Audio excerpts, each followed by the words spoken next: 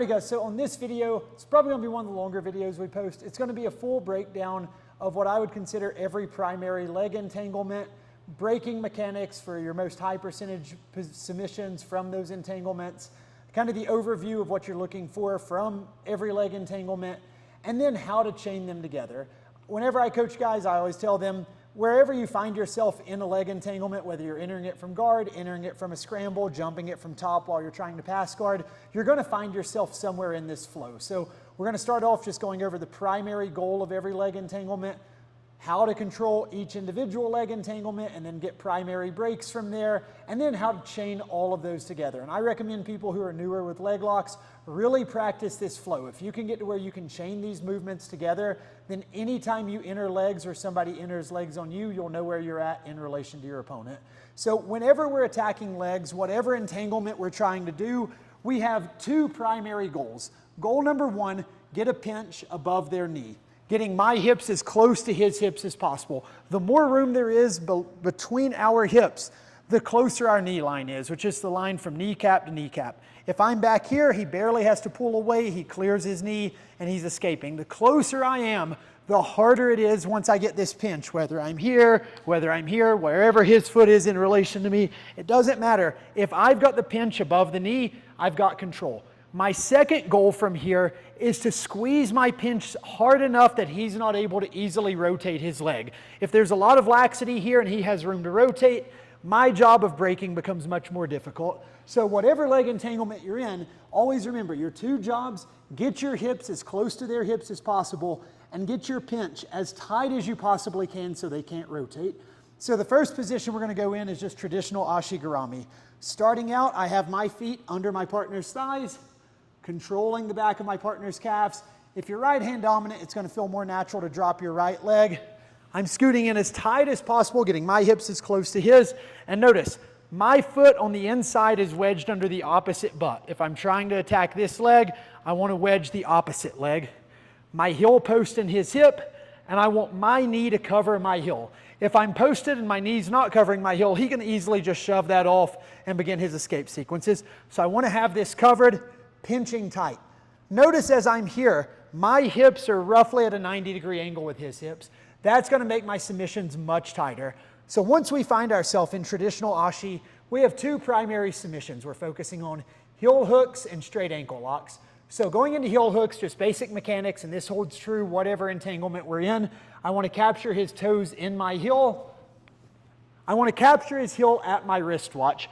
If I'm at the elbow, he can drive his heel to my ribs. He can heel slip pretty easily. If I'm at the wristwatch and he tries to rotate, that becomes much more difficult.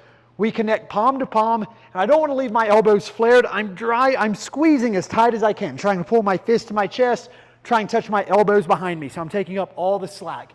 And I'm not necessarily rotating to break, because that's going to drive him towards his escape. I'm thinking about, and this is why it's so important to have my hips at a 90-degree angle with his hips, creating tension and driving my hips laterally through his knee. So that's how we finish our heel hook. From here, going into our straight ankle lock, things I'm focused on a straight ankle lock. I don't want any space right here. I want to occupy as much space as possible. The crook of my elbow wedged into his shin. I don't want my hand low on my hip. I want to bring this as high towards my chest as possible. The difference between this being low and high is massive. I'm turning my thumb outward so that the blade is breaking into his leg. However you lock this up, whether you're holding here, whether you're holding here, I personally don't like going palm to palm right here. I feel like I can break ankles a lot tighter like so. And then when we go to actually break, the cue I give people is I'm thinking about hopping my elbow behind me. I'm trying to pull my breaking elbow all the way around my body to touch my far side hip. So if I hop and scoot this back, now we're in position, my forearm's backstopped on my torso, driving my hips through to break right there. The next primary position we're going to work into is outside ashigarami, and we'll go over how to flow all these together in a moment. Outside ashi, both of my feet are outside of the leg I'm attacking. Mechanics stay identical. My feet are posted on my partner. If they're off on the mat, he can start climbing up on me, and that's a problem for me. Feet are on the mat, posting tight on my partner right here, controlling the leg above the knee, And my submissions are the same. I'm thinking about straight ankle locks and heel hooks. The braking mechanics are identical.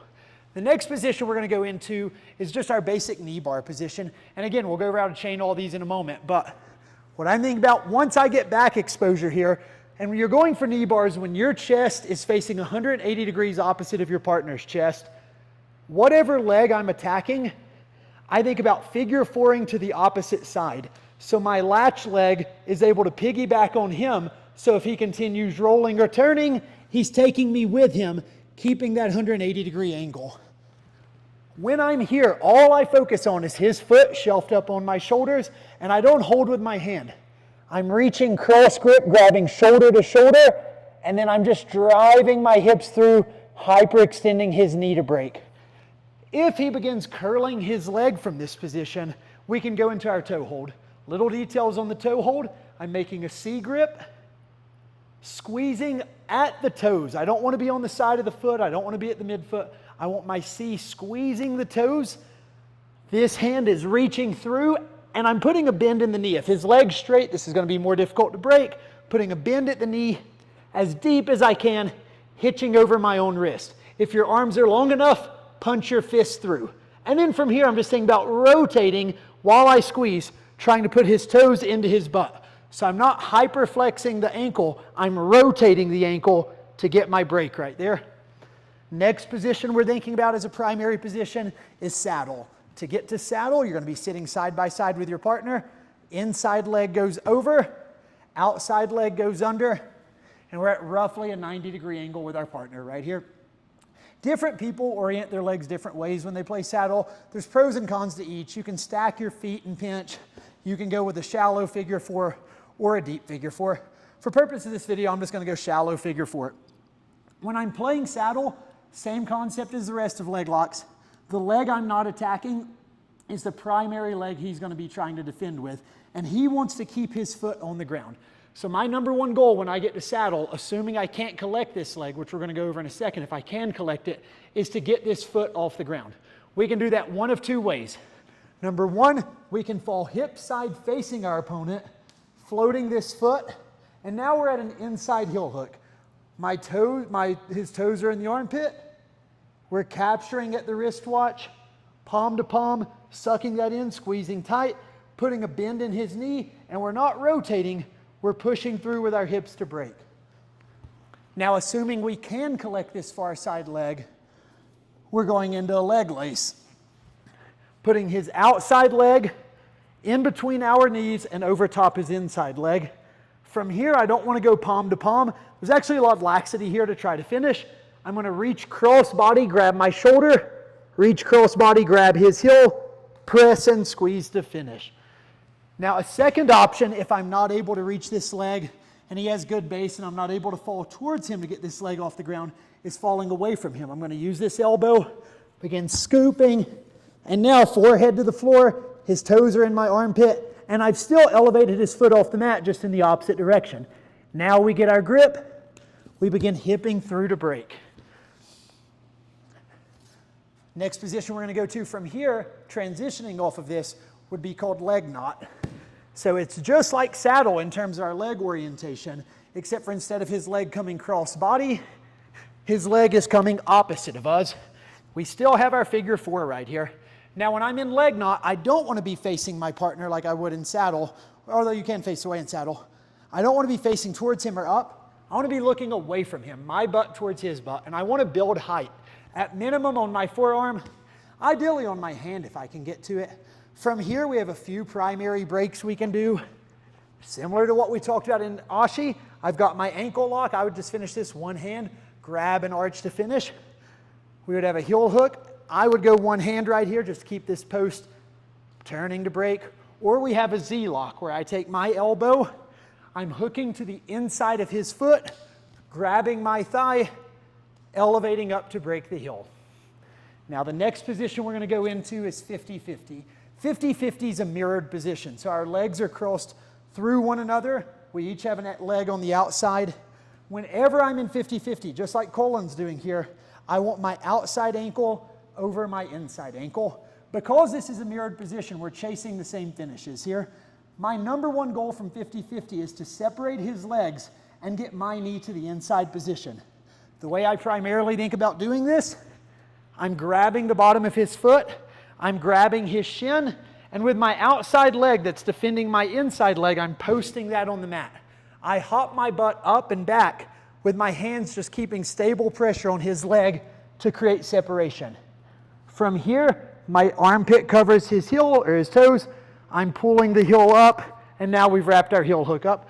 When I go for a heel hook from 50-50, I like this grip just because my hands are already there. I'm pulling the heel up, coming through and reinforcing my elbow and my fist, and then hipping into break right there. Ideally from 50-50, this is the main thing we're looking to do. Now, in the event that he rotates, let's turn 180 degrees this way. In the event from 50-50 that he rotates, we're going to think about chaining this into a position called backside 50-50. It's its own position, but it's just easier to show from here.